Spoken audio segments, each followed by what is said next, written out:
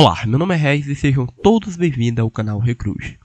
E hoje vamos explorar um capítulo fascinante e muitas vezes esquecido da história brasileira. A Guerra de Canudos. E agora prepare-se para uma viagem ao sertão nordestino do final do século. E agora, antes de mergulharmos nos eventos da guerra, vamos entender o contexto. Agora imagine o Brasil que tinha acabado de sair de uma monarquia para uma recém-república, com uma economia devastada, um povo assolado e um sertão nordestino isolado. Antônio Conselheiro surgiu como uma luz no fim do túnel. Ele se autodenominava enviado por Deus para livrar o povo da desigualdade e da fome e para restabelecer a paz no mundo. E a Guerra de Canudos aconteceu no ano de 1896 a 1897 no sertão da Bahia, em um embate armado entre o exército brasileiro e o beato Antônio Conselheiro. E a Guerra de Canudos é um dos episódios mais marcantes entre a queda da monarquia e o estabelecimento da república no Brasil, e emerge como um capítulo intrigante e misterioso de nossa história. Entre os meses de novembro de 1896 e outubro de 1897, nos áridos sertões da Bahia, uma fazenda aparentemente insignificante tornou-se o epicentro de um conflito fervilhante.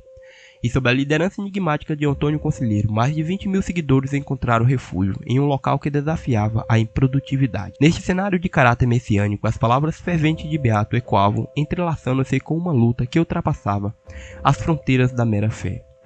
E a Guerra de Canudos tornou-se um embate não apenas espiritual, mas uma resposta desesperada contra a fome e a miséria e a seca que afligiam impiedosamente o Nordeste brasileiro.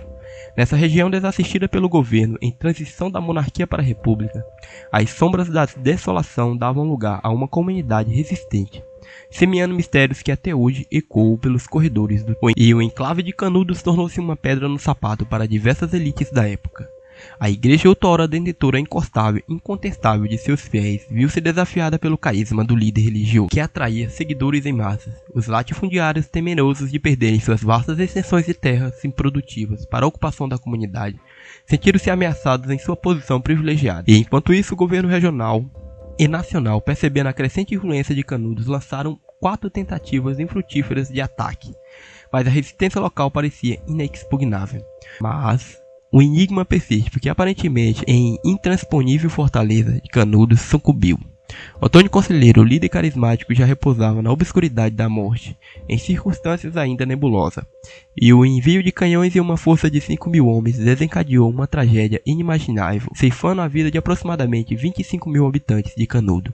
E as raízes profundas da Guerra de Canudos se entrelaçaram com os emaranhados complexos de motivos, lançando luz sobre os conflitos sociais e políticos da época.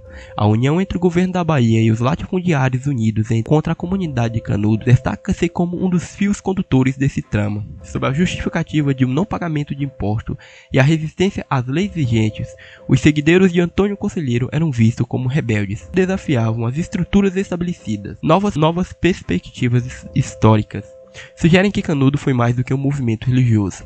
Foi um dos primeiros atos organizados pela luta pela terra. E as pregações de Antônio Conselheiro permeavam por um cristianismo preventivo, desafiavam as desigualdades sociais, inflando a resistência contra a fome e a seca que assolava o Nordeste.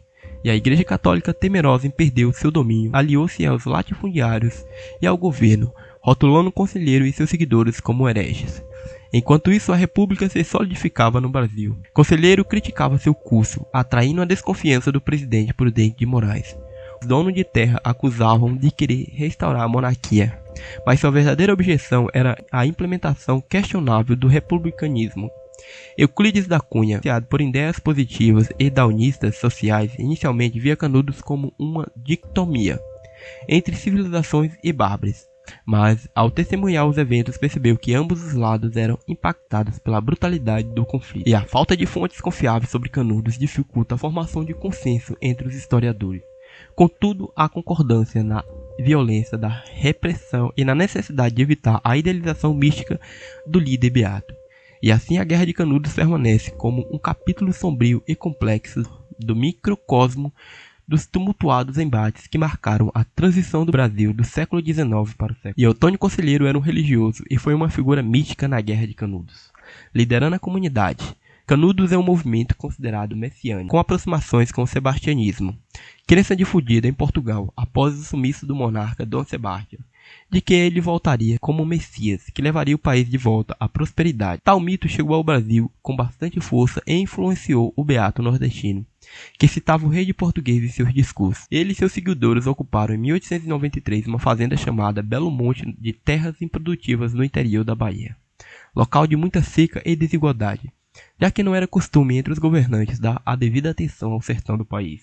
E além disso, a abolição da escravatura era muito recente, e havia sido feito de maneira tal que os negros e negras e antes escravizados ficaram completamente desassistidos, restando-lhe a fome e a miséria. E as fontes históricas revelam que as primeiras aparições para o público maior, já iniciando a típica caracterização difundida do religioso, foram em um jornal sergipano, em 1874, quando ele ainda não era conhecido como Antônio Conselheiro, e sim como Antônio das Marés, uma figura mítica que andava por terras sertanejas, erguendo capelas, igrejas e cemitérios, e declamando suas críticas políticas, profecias religiosas e conselhos, os quais mais tarde conferiram a ele a alcunha pela qual ficou conhecido. E tais ações atraíram muita gente, sendo a maioria muito pobre, que passaram a segui-lo em suas peregrinações até chegarem ao Arraial de Canudos. Sua biografia diz que ele nasceu no Ceará, na cidade de Quixerobim, em 1828, com o nome de batismo de Antônio Vicente Mendes. Estudou português, francês e latim e assumiu os negócios da família. Depois da morte do seu pai, ele era comerciante e casou-se em 1857. Alguns historiadores apresentam a hipótese de que ele teria sido também professor, caixeiro e viajante, e que suas perambulações iniciaram depois que sua esposa fugiu de casa para viver com um militar. Ele teria então jurado vingança, e fora assolado por grande sentimento de vergonha, que o fez começar a andar inicialmente no sertão de Sergipe. Casou-se novamente e teve um filho como artesã, mas o abandonou para continuar, e foi indiciado e preso em 1877 pela morte de sua mulher e a mãe. Mas logo foi solto, pois não existiam provas suficientes contra ele, e continuou as andanças até a ocupação da fazenda. Já citada, a multidão de seguidores às voltas dele chegaram a cerca de 25 mil pessoas em 1895. Um ano antes da Guerra de Canudos. Faleceu por razões abstrusas em 22 de setembro de 1897, sendo encontrado por militares que já haviam invadido Canudos e realizado consecutivos combates. Depois da morte, sua cabeça foi cortada para que pudessem estudar como era o cérebro de um louco.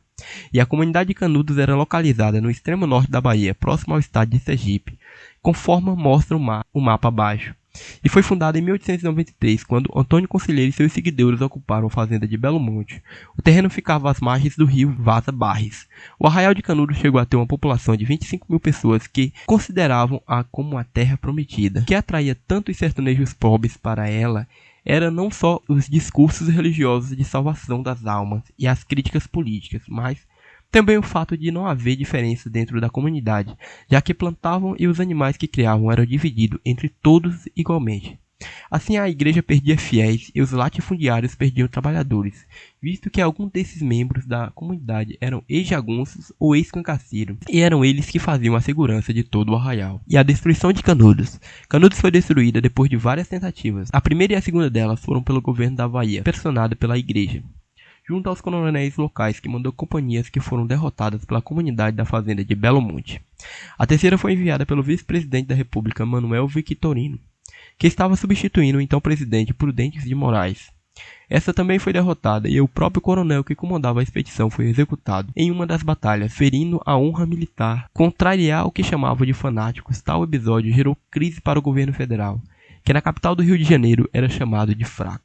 E as vitórias em Canudo aconteciam porque, além de terem numerosos combatentes, homens adultos e jovens, esses eram bem treinados, sobretudo para embates na caatinga, vegetação típica na região onde moravam. Diferentemente dos oficiais do exército que vinham do litoral e não suportavam o clima quente, as árvores cortantes, entre outras características do bioma. E o componente religioso, obviamente, era fundamental. Afinal, acreditava-se que o arraial era a terra prometida e que aquela era uma guerra santa. Quarta e última expedição foi massacrante. O presidente, visando recuperar seu prestígio, ordenou que o ministro da guerra enviasse milhares de homens. Assim, Marechal Bittencourt fez. Foram 5 mil junto a canhões que bombardearam Canudo, executando dezenas de milhares de pessoas no dia 5 de outubro de 1897. As consequências da Guerra de Canudo. As consequências da Guerra de Canudo foram milhares de mortos, aumento da pobreza no Nordeste. E além disso, houve exposição em praça pública do cadáver de Antônio Conselheiro antes que fosse enviado para estudos, conforme vimos anteriormente. A cabeça de Beato foi um troféu do Exército Brasileiro, que não só matou tantas pessoas, como ateu fogo a tudo o que havia no arraial. Prendeu ou degolou os que não tinham morrido com os canhões, estrupou as mulheres da comunidade e matou até mesmo as crianças. E de uma forma bem clara, a Guerra de Canudos foi um dos maiores massacres do Brasil pós-monarquia. Porque a galera que estava ali seguindo Antônio Conselheiro, eles não estavam seguindo Antônio Conselheiro para vandalismo, para matar ou para roubar. Eles simplesmente viram em Antônio Conselheiro uma chance de sobrevivência, uma luz no fim do túnel, uma vez que eles estavam abandonados à própria sorte, sem emprego, sem comida, sem teto, sem ajuda do poder público. Então é isso, pessoal. Não se esqueçam de deixar seu like, se inscrever no canal para mais vídeos e assuntos como esse. Até a próxima.